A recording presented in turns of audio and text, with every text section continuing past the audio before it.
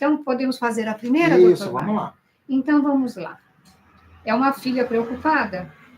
Minha mãe foi diagnosticada com Alzheimer. O médico explicou que é um processo progressivo.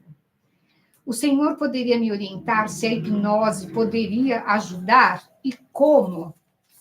Nossa, Wagner, uma pergunta muito interessante. É muito interessante, abre espaço para uma pesquisa, né? Eu vou ler de novo, vamos respirar a pergunta aqui para ver o que dá para a gente. Né? É uma nova pergunta, né? Uma novidade, né? Falar de Alzheimer, né?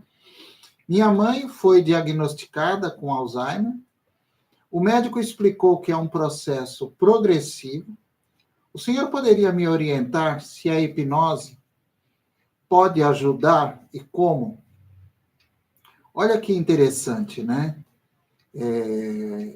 Primeiro que, pelo que a gente vê, as pessoas que têm um familiar, né, com essa doença do Alzheimer, as famílias acabam praticamente adoecendo também, tamanha a carga de atividades, tamanha a emoção das mudanças, né, que são muitas mudanças, a adaptação com as fases que esse paciente vai passando, né? E isso não acontece sozinho. A pessoa que está junto, a pessoa que está convivendo, que está cuidando, os cuidadores, é um momento, não, acho que não é exagerado dizer sofrimento. Então, toda ajuda, toda contribuição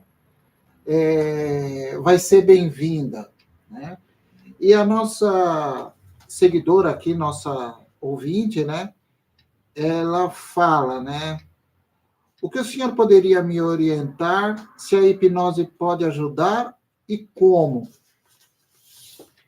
Olha, eu já vi muitas opiniões de hipnoterapeutas famosos sobre o uso da hipnose no caso da doença do Alzheimer. Eu, pessoalmente, nunca encontrei um estudo científico falando disso. O que a gente vê é a experiência dos profissionais dizendo que eles podem ajudar. Até aí, eu concordo, porque considerando os cuidados que uma pessoa precisa passar, precisa receber, a hipnose possui, e nisso eu concordo com os colegas que também estudam hipnose, praticam, a hipnose possui um poder muito grande, que é o uso da linguagem. E pelo uso da linguagem, nós podemos ajudar muito uma pessoa no processo da psicoeducação. Então, eu acho que a hipnose, até mesmo a hipnose ericksoniana, ela vai ajudar muito nesse processo de psicoeducação que a pessoa tem que passar, tem que receber. Agora, como você fala, a hipnose poderia me ajudar? Não fica muito claro se você está falando da ajuda ao paciente ou à família. Agora eu vou falar da família. Com certeza, a hipnose pode ajudar muito a família. Porque a família também vai precisar se adaptar a algumas novas situações dentro de casa. A família vai precisar de um certo controle emocional, né? Porque realmente é muito trabalhoso. E também essa família vai aprender como cuidar desse paciente, dessa pessoa que está dentro de casa. Lembrando que a pessoa sofre bastante. Ela vai vendo o sofrimento ela vai assistindo a própria cena dela perdendo a consciência, perdendo o contato com aquilo, com as atividades que ela fazia. Vocês imaginem a angústia que a pessoa sofre conforme ela recebe esse diagnóstico e conforme vão acontecendo as coisas. né? Então, assim, ninguém melhor que o médico para orientar, mas a hipnose, ela ajuda de maneira, usando a linguagem para o paciente, ajudando a criar atividades para fortalecer, para ir, para ganhar tempo, vamos dizer assim, né? Trabalhar a memória, trabalhar a atenção, não deixar aquela pessoa ficar isolada, parada, né?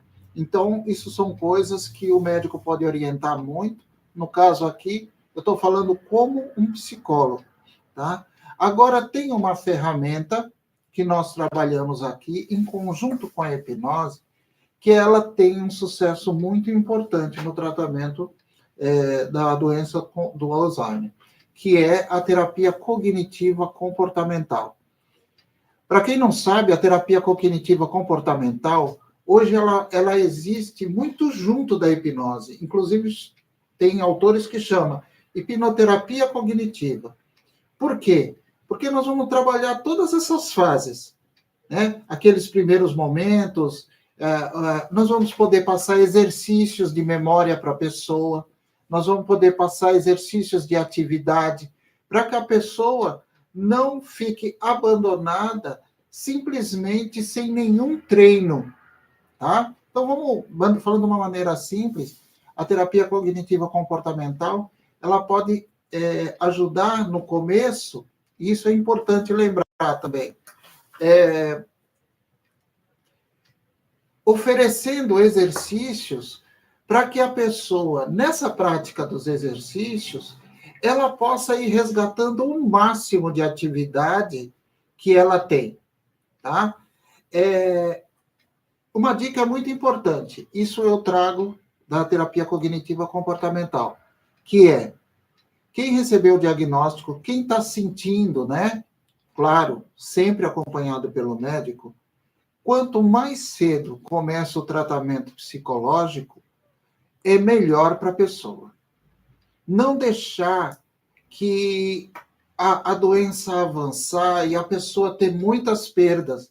E daí, quando ela está com muitas perdas, em questão de memória, de cognição, a pessoa querer correr para corrigir tudo. Não, vai do começo. Vai conseguindo manter aquilo que a pessoa já tem, através dos exercícios e do tratamento médico, claro, mas essa é uma das dicas que eu acho importante que a própria terapia cognitiva já orienta. Logo no começo, já procura um psicólogo que possa dar esse apoio para o paciente e para a família. Tá legal? E se você quiser saber mais sobre esse assunto, pode entrar em contato com a gente aqui no Espaço Essência. Eu vou colocar o telefone aqui embaixo do vídeo, que é o 11 97215 0601. O assunto é delicado. A gente aqui tem um compromisso de não fazer promessas absurdas, mágicas, mas o tratamento, com certeza, é sempre um alívio para o dia a dia, para as questões presentes, né? E a terapia cognitiva, junto com a hipnose, com o olhar da psicologia, as práticas também de relaxamento que a gente oferece aqui, barras, tudo isso é uma grande contribuição para a família e para o paciente.